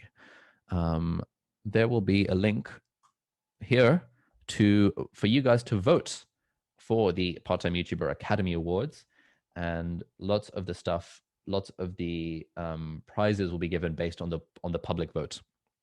So we have shortlisted a bunch of different videos that could be the nominees for each different category, for best picture for each of the homework assignments, for example. And it's up to you guys to just have a quick watch through and vote on which one you think is the best. And yeah, we'll tally up the votes and we'll give out the awards tomorrow. So all that's left to say is congratulations. We're at the end of this long 6-week course. I feel like time has just gone by so fast. It feels like, I don't know, it feels like yesterday where we were sort of planning and trying to make sure, you know, all the logistics and sort of stuff was sorted out for the Housemaster sessions. But the time has just gone so fast, and hopefully you guys have learned a lot of things. The content is always going to be here for you. Like the videos will always be on Circle. You always have access to Circle for as long as Circle exists, and we continue to pay our membership subscription for Circle. The videos are there. So don't worry if you miss some of the stuff in the course. The main thing we want to take away is that if you're a beginner, consistency is the thing you have to be focusing on. If you're an intermediate, quality is the thing you're focusing on. And if you're an absolute pro, then systemizing the production of your consistency and quality is the thing to be focusing on. Most of us in this call are beginners. Focus on consistency. If you're intermediate, focus on quality by doing all the stuff we talked about. And if you're a real pro, like I'm thinking 50 to 100K plus subscribers plus, at that point, you can worry about systemizing and scaling and ramping up production and do all that fun stuff, which we can talk much more about. If you're in that position, drop me an email and we'll help you out in other interesting ways as well. But yeah, congratulations. There's been a lot of work. It's really great to see how there's so many people who really feel, I feel like some of the videos I was seeing at the start compared to what they're like now, it's just such a night and day difference. And it's really great that you guys have been putting in the work and showing up consistently and producing the videos. And the videos are pretty good. Our feedback team has been watching a load of them. Angus, Elizabeth have been watching a load of them. I've been watching a load of them from our exec team.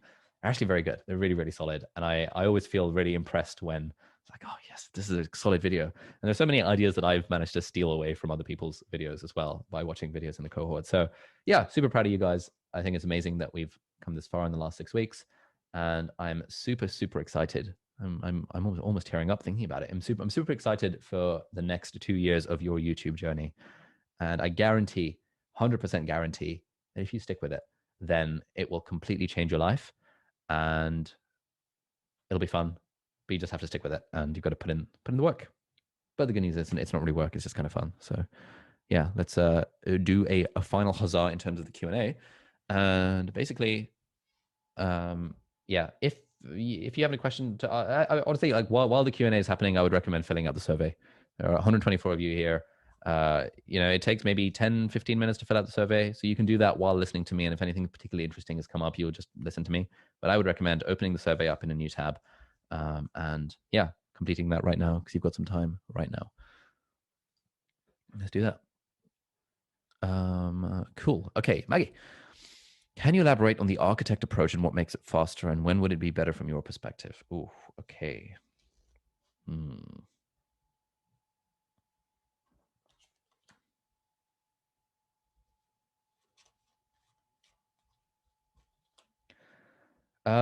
Right. In our niche session, I showed a spectrum of kind of how people treat YouTube. I need to see myself to see that I'm saying the right things. A spectrum of how people treat YouTube, where it's like purely business, like very much treating it like a business on one end and very much treating it like a hobby on the other end. Now, the more you're on the hobby end of the spectrum, the more of an archaeologist approach you should take with your channel. The more on the business end of the spectrum you are, the more of an architect approach you might consider taking. The archaeologist approach works for 99% of people. If I were starting YouTube from scratch, not knowing the stuff that I know now about how to make a good video, I would be doing the archaeologist approach. But if my channel were to disappear overnight and I were to decide to do a YouTube channel again, knowing everything I know, I would take an architect approach. The reason I would take an architect approach involves planning out exactly what my niche is going to be ahead of time, doing competitor research, looking at what other channels are being successful, creating a list of 100 video ideas, including titles and thumbnails before I shoot a single video based on this is the content that is absolutely going to work. Like spending hours and hours pouring through every single other channel in the space and seeing what are the elements I can take from them, what are the elements I can use in mine.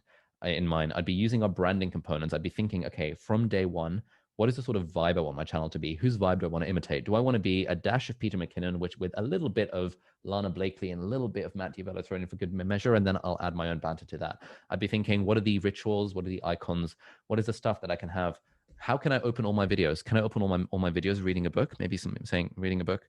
Oh, hey there, I didn't see you. You know, what are the rituals that I can start crafting for my channel from day one? I'd be thinking about all of those things ahead of time.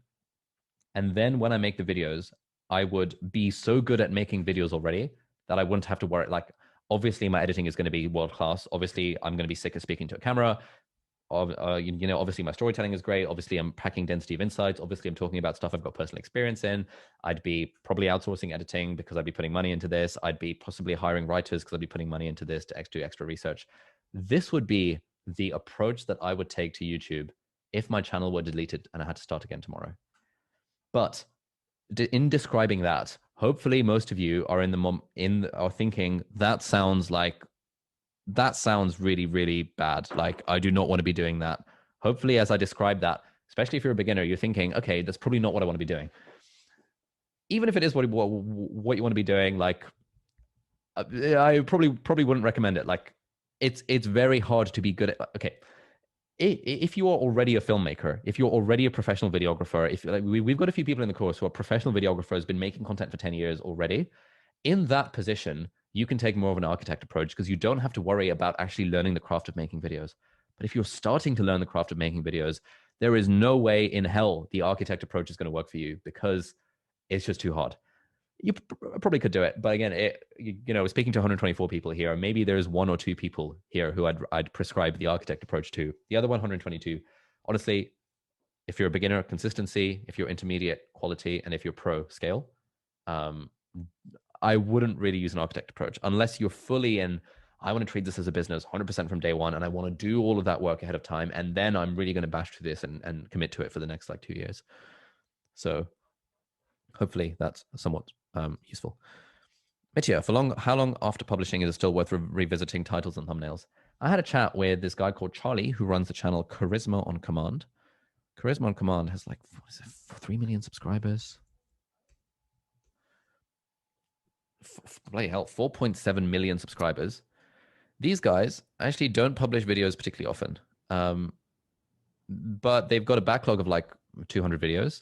And what Charlie was saying is that the single biggest source of growth they've seen for their entire business, they have like 3x to their business, basically by A/B testing titles and thumbnails from their entire back catalog that spans over 3 years.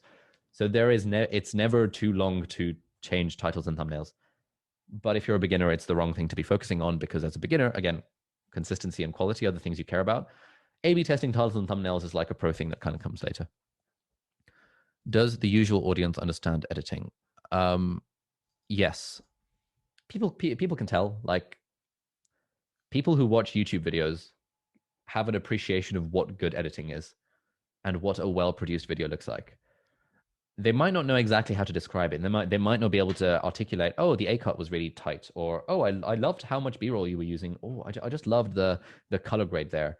But there's something, like, they will be able, like, you know, if you put a James Johnny video in front of someone and then you put a, I don't know, beginner YouTube video in front of someone, people would easily be able to tell the difference. So people, like normal people, can absolutely understand what makes good editing. Oh, what's decent momentum in the first 6 months? Numbers.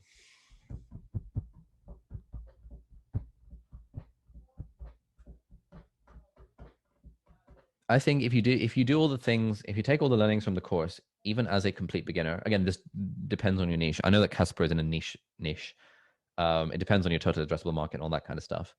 I think one video a week for 6 months where you're genuinely incorporating all of the things I'm talking about, easily 2,000 subscribers.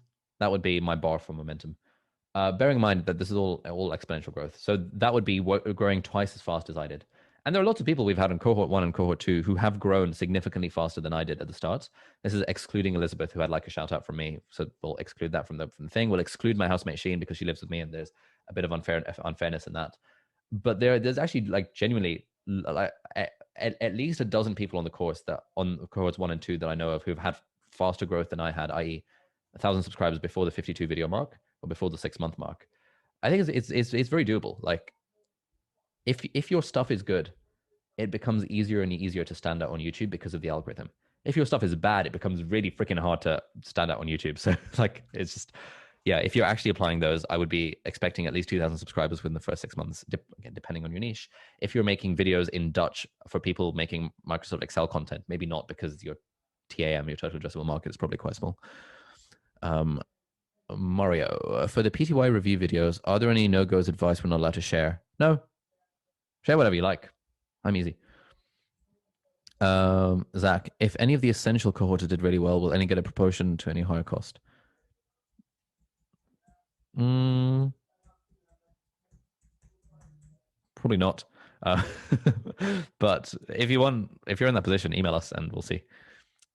Denny, can we still post videos after this course to get feedback? How long until we can't get feedback? The answer is no. You can feel free to post videos on Circle, like, forever, and the community will give you feedback, but we can't guarantee that our team will be giving you feedback, because we hire our feedback supporters, just for the duration of the course. So they'll be giving feedback on videos that are published up until Sunday. We've got one more. Oh, okay. So yeah, basically, as long as you post your video by this Sunday, it will have feedback on it. If you post your video after this Sunday, i.e. after the course ends, I can't guarantee it's going to have feedback on it. Will, I still feel really silly sitting in front of a camera and talking overly confident and extrovertedly. Any quick tips? Do the ultra speaking conductor exercise before the video. And also, you don't need to be overconfident in front of a camera. I think the vibe, if you have more of a, the thing I tell myself is, hey, this has worked for me, maybe it'll work for you. And that helps. Like, maybe I do come across as overconfident / arrogant these days, but certainly at the start, when I was struggling to talk to a camera, it was a case of, okay, I'm not going to be a guru, I'm just going to be a guide. I'm just sharing what's worked for me, and therefore I don't need to come across as overconfident. I don't need to come across as too American or too salesman-y. I just need to be authentic and humble and all that crap, and share what I know. I find that to be a helpful way of combating the overconfidence thing. But also, when you make like 300 videos, you won't feel that way anymore, Will. But yeah, the ultra speaking exercise is genuinely useful for this. Zolkarnian, does timing of posting a video really matter? No. Would you suggest publishing a video same time every week? Yeah, same day every week, roughly the same time. It doesn't move the needle. It's like a 0.1% optimization. Denny, when hiring an editor, what is a good benchmark when determining how many hours it will take an editor to edit videos? Talking head videos, BRL, trying to figure out budget for an editor. Somewhere between 4 to 6 hours is what I would suggest. Somewhere between 4 to 6 hours for a normal video. Matt, any tips on how you approach your density of insights in videos? I think this is my weakest point and why my videos don't yet resonate. Can you give us the 80-20 on density of insights? Okay. The way I think about this is how would I teach this topic if I were teaching a group of medical students? Medical students are intelligent, medical students are driven, and that is what I assume my audience is as well.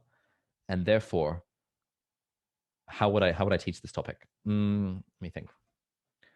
One easy way of doing it is listicle. Like a listicle is a really easy way of doing density of insights, because literally like every single item in the listicle is an insight. The triplet structure, the 3x3 structure, 3 points and 3 subpoints, is also a really easy way of doing density of insights, because, well, you've got 3 main points and you've got 3 subpoints. And if you just get through those in a video and bring personal experience into it, that's good density of insights.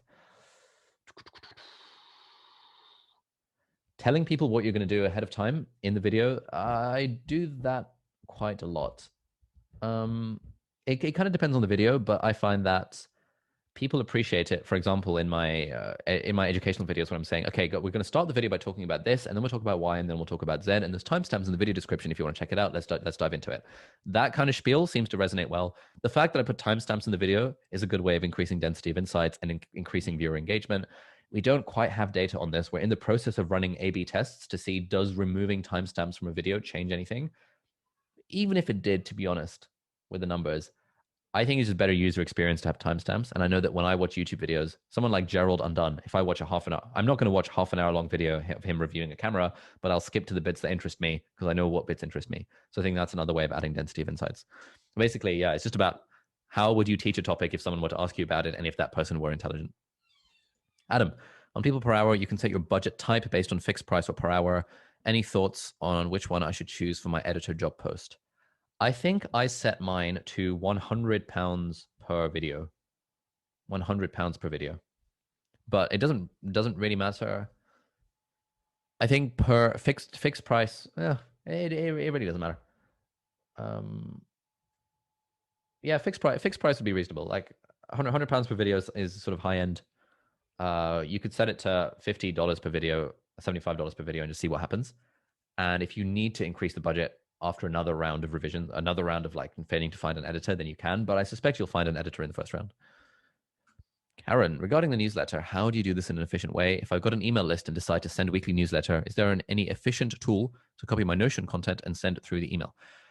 Yeah, if you're using Substack or Review, you can just copy and paste. That's what I do. I write the email in Notion and then I copy and paste it into ConvertKit, which is our email platform at the moment. If you're making an email,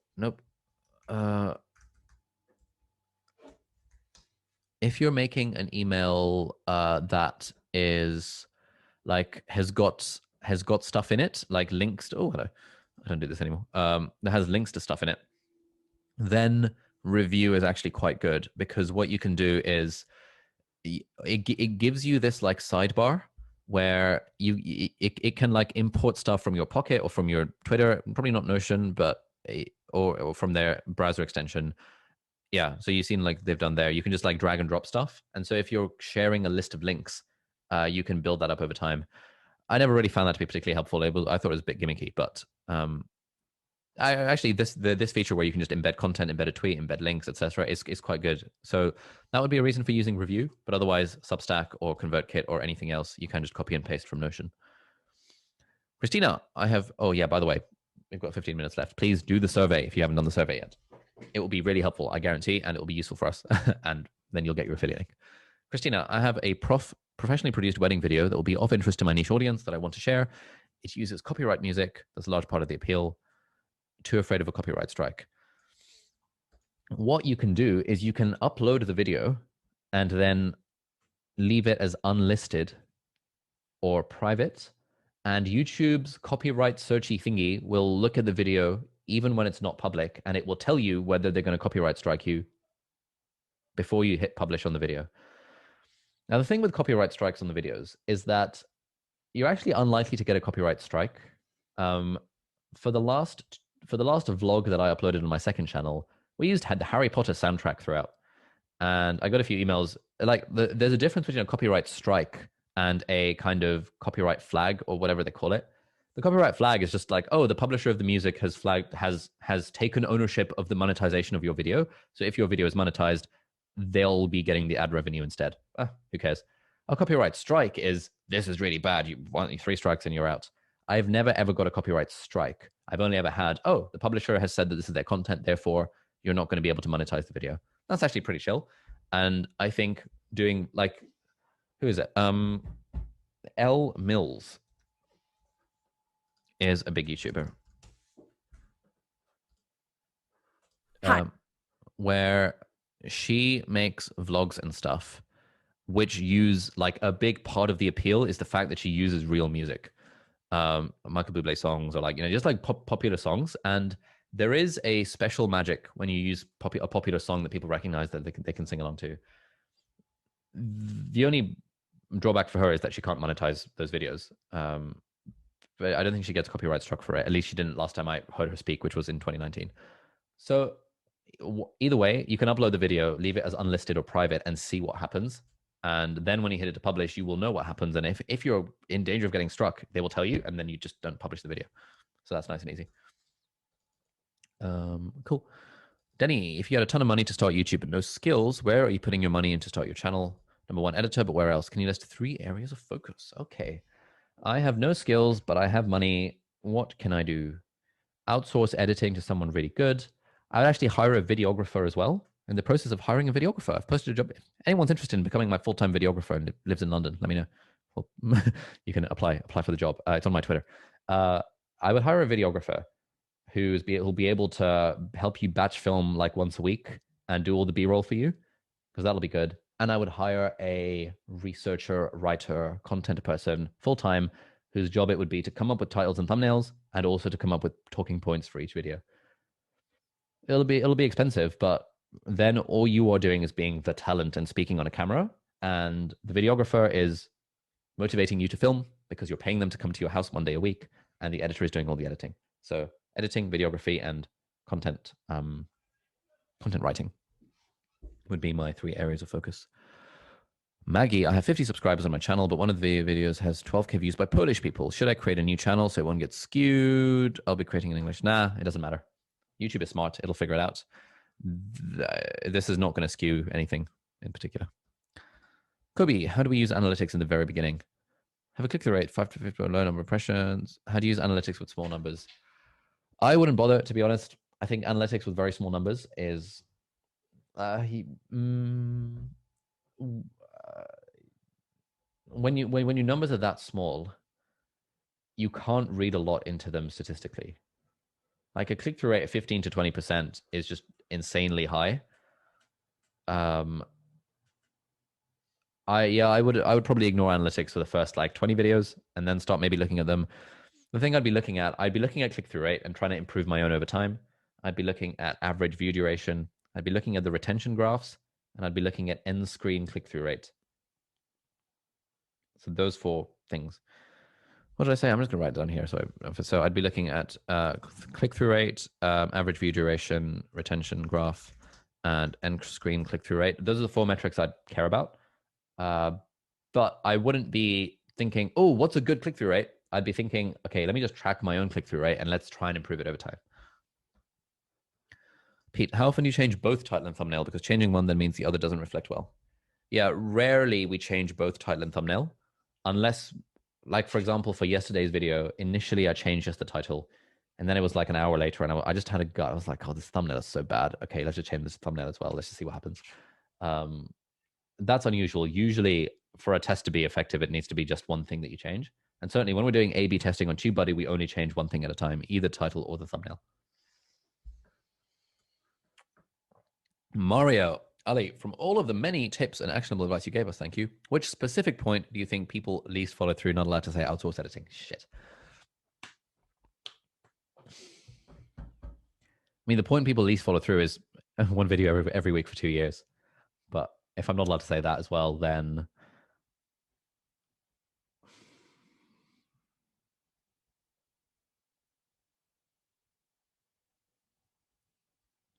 I think thumbnails. Most people thumbnails are just really, really, really bad, and it's hard to make a good thumbnail. Like it takes some graphic design skills and stuff. But like Canva has a bunch of templates. Graphic River has a bunch of templates. Like even I don't think about thumbnails that hard. Like it's, you know, I should take my own advice and think harder about thumbnails. We just don't. But like, you know, Charlie from Charisma on Command was saying the thumbnail is more important than title, because thumbnail is the very first thing that people see. Title is the second thing that people see. And I was like, damn, you're right. That sounds so obvious. But we put 90% of our effort in thinking of the start of a video into the title and like 2%, well, 10% into the thumbnail. It should be more like 50-50 at least in the thumbnail direction. Zach, where do you recommend learning about analytics if that's a deficit you have? Well, we actually have a course about this. Genuinely, it's pretty good. It's got good reviews. If you don't like it, we'll give you your money back. What is it? It's not in our analytics. Aha! Here we go. Here's a link in the chat. We normally have this in the top bar. We should add this to the top bar, I guess, as a reminder. Yeah, people say this is really good. Go through the course. If you don't like it, email us and we'll give you a refund. So yeah. Liana, would you recommend using the same email and domain for newsletter and YouTube, or separate them in terms of building community?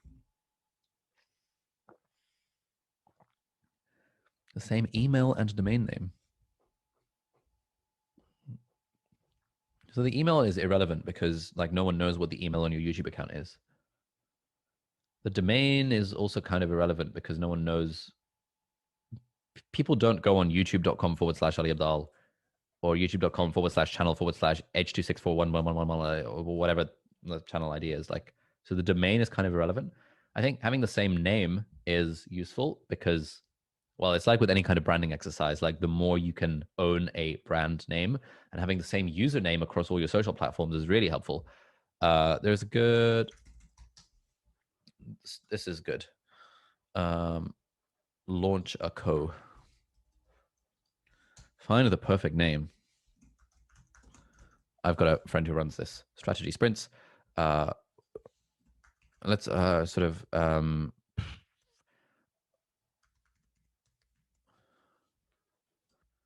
you can like see exactly like what the domain is taken, what the deal is with the social names, and you can sort of use this to decide on a name. It's not a big deal. Like genuinely, it's really hard to find a name these days where the .com is available and all the social domains are available, and it doesn't sound weird. It's really hard. It's not. It's a 1% optimization. It's not a thing that moves the needle. Zach, how do you handle copyright strikes when you're trying to use content for fair use? Oh, I don't know. I've never been in that position. You should check out Legal Eagle's copyright course. That talks about this extensively because he does this a lot and has like a bunch of issues with it and is like a lawyer and solves this issue for people. So yeah. There's a link to his stuff with like a 50% discount code or something like that on his guest workshop. Pete, I have 2 YouTube channels about different topics. Do you funnel them to one newsletter or 2 different ones?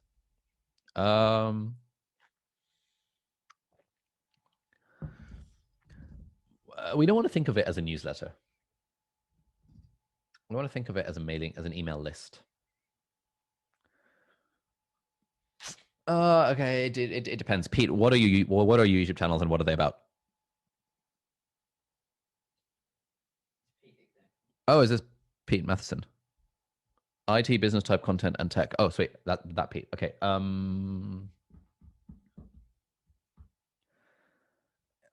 Okay. There's a lot of stuff around email that I'm trying to condense into something that sounds pithy. So the way that we do it is that I've got one like general newsletter, which is my Sunday snippets thing, which is, hey guys, every week I'll send you some thoughts about me and what I'm thinking and blah, blah, blah, blah, all that crap. Basically like a personal newsletter that this is what's going on in my life. Here are some links that I like. That personal newsletter is content agnostic. Like it doesn't, if someone vibes with me, then I hope they sign up to the newsletter. But we also have a specific newsletter / segment of the mailing list just for people who are interested in being YouTubers. So that's our part-time YouTuber 7-day crash course thing. I also have a separate segment of the mailing list for people interested in my book. We also have a separate segment of the mailing list about people interested in productivity. All of those people who have opted into the new personal newsletter still get the newsletter, but depending on which segment of the list that they're in, they might potentially get launch emails about the YouTuber Academy or about my book or about the productivity course or whatever. And so that's how I think about the email marketing for the business. So for you, Pete, if you had a personal newsletter, sure, same newsletter, both audiences. But if you had a specific newsletter, if it was like a newsletter for IT business executives, then that's a video that members of the general public wouldn't be interested in. And in fact, if you had a bunch of randoms getting that newsletter and they unsubscribed and they marked it as spam, it would hurt your open rates. It would be bad for you. So I'd be segmenting that. I'd be segmenting your audiences based on the topics that you talk about in the newsletter. But if it's a personal newsletter, kind of like mine, hunky dory, if they like you, they'll like your newsletter. Safe, will you invite us to your wedding and share the emails you exchange with a person like when you hired your editor? The thing with inviting people to a wedding, right, is that it's very expensive. And so the answer is probably not, unless I know you in real life and we're mates. But certainly you can join the live stream, which will probably be live streamed on YouTube. And I definitely want to get a videographer for the wedding. Would I share the emails I've exchanged with the person? Honestly, if they were comfortable with it, then yes, because I'd freaking love to. I think it would be a banter video. Be like, here is how we chatted by email. Here's how we chatted on Hinge or whatever. But they would have to be comfortable with it. Like, I have no qualms with it. John, my AdSense account won't get approved and no idea why. This is a policy violation. Any tips? No idea. Haven't the foggiest. Yeah, sorry. I would read the policies and figure out where I'm breaking them. Why did you choose Ghost over WordPress? Oh, because I hate WordPress. I've been using WordPress since like 2009, 2010, and I hate it with a passion. It's just a nightmare. Ghost was a breath of fresh air when I discovered it in 2015. And I really like Ghost. It's simple. It's easy. You don't have to battle with WP admin and bad formatting. I'm being unfair. I'm sure WordPress has evolved since I stopped using it. But I just have such a bad taste in my mouth from all of my years of using WordPress and just not liking the experience that Ghost was like, oh, yes, thank God for that. And Tim, after posting the content of the YouTube video to IG, Facebook, and Twitter, how do you manage all the comments? What app do you use to manage? Is it important to reply to everyone? Thanks. I don't use any app to manage the comments. I use the apps on my phone. Is it important to reply to everyone? I think in the early days of a channel, probably. I don't think it would move the needle. But it's not a 1% optimization. Probably more like a 5 to 10% optimization. I'm plucking a number out of thin air, but like it's not so insignificant that you shouldn't bother at all. But it's also not so big a deal that you should spend 2 hours a day doing it. I was replying to all of my Instagram DMs and all my YouTube comments up until like 20,000 subscribers, and that was when it just became too much to handle. And Gary Vaynerchuk says that you should be replying to absolutely everything. And Gary Vaynerchuk knows what he's doing. So, yeah, I mean, the way I see it, if someone has taken the time to comment on your video and your channel is small and they know that your channel is small because it's really freaking obvious that your channel is small, then the fact that you have replied to them will make them think, oh, community, wow, this is nice. I like this channel more. Would I hire someone to just reply to comments on my YouTube channel? Probably not. Maybe.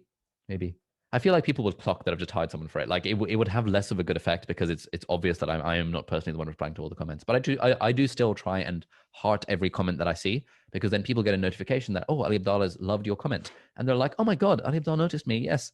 All that kind of stuff.